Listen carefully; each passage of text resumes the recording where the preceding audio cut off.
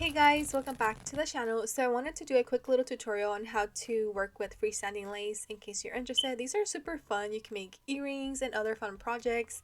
So we're going to start by first going over the stabilizer. So you're going to need a wash away stabilizer for all of your freestanding laces because we don't want the backing to show, and this is going to wash it away and dissolve in the water.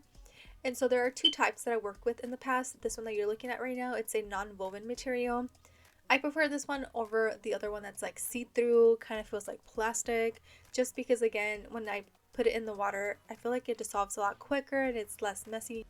Okay, so let's get started. I already have the hoop inside the machine. I also inputted the colors on the file. The file will also be up on my Etsy store, but stay tuned. I'm working on some fun Halloween themed ones to add to my freebie page. And so yeah, we're just gonna let that run and I'll be right back.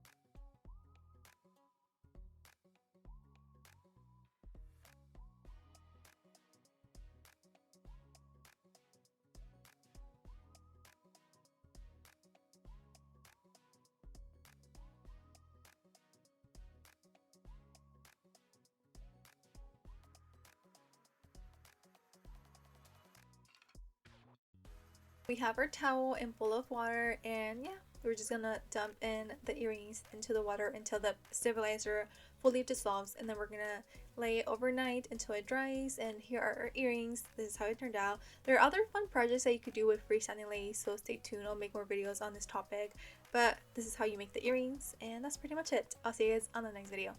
Bye guys.